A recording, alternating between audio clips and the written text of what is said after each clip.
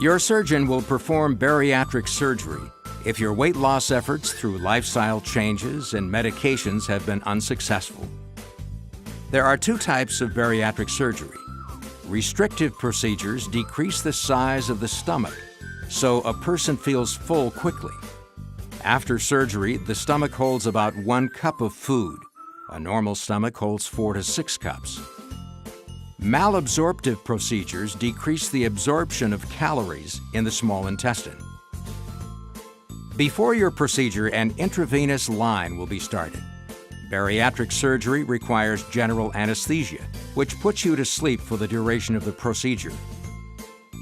A breathing tube will be inserted through your mouth and into your windpipe to help you breathe during the operation. Gastric bypass, technically referred to as Roux-en-Y gastric bypass, is both a restrictive and malabsorptive procedure because it reduces the size of the stomach and decreases the absorption of calories in the small intestine. Your surgeon will use one of two methods for gastric bypass surgery. The open method requires an 8 to 10-inch incision in the abdomen. The laparoscopic method only requires several small keyhole incisions, through which your surgeon will pass a laparoscope and surgical tools. A laparoscope is a thin, lighted instrument that projects images of the surgery on a monitor in the operating room. During a Roux-en-Y gastric bypass procedure, your surgeon will use surgical staples to create a small compartment, which will serve as your new stomach.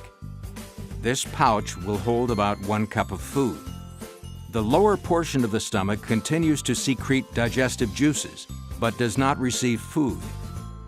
Next, your surgeon will cut the small intestine well beyond the stomach and bring one free end up and attach it to the pouch. He or she will then attach the other free end lower down on the small intestine, creating a Y shape. By bypassing the lower stomach and the first part of the small intestine, fewer calories will be absorbed as food passes through this new pathway. Banding techniques are restrictive procedures. They help decrease food intake in two ways: by shrinking the stomach to a small pouch and by making a tiny opening from the pouch to the rest of the stomach. Food moves slowly through this opening. These factors make you feel full quicker and for a longer time. In vertical banded gastroplasty, also known as VBG or stomach stapling, your surgeon will cut a window in the upper part of your stomach.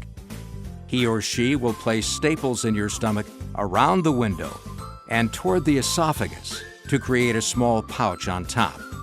Next, your surgeon will pass a rigid plastic band through the window and wrap it around the small outlet of the pouch, which will prevent stretching.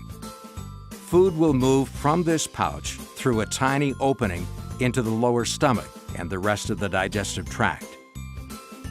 During an adjustable gastric banding procedure, also known as AGB or lap band, your surgeon will wrap an inflatable ring around the upper part of the stomach. As the band is inflated, it will squeeze the stomach to create a small upper pouch and a narrow opening into the larger lower portion. This may be done through tiny incisions using a laparoscope. The band may be adjusted at any time. Biliopancreatic diversion is a malabsorptive procedure that decreases the amount of calories absorbed in your small intestine. Your surgeon will begin by removing part of the stomach, leaving only a small pouch behind. Next, he or she will sew the small intestine to the pouch. This creates a direct route from the pouch to the end of the small intestine. The duodenum and jejunum are bypassed, so few calories and nutrients are absorbed. For all methods of bariatric surgery, your surgeon will close your incisions with staples or stitches. After your procedure, your breathing tube will be removed and you will be taken to the recovery area for monitoring. You will be given pain medication and your diet will be gradually advanced over several days.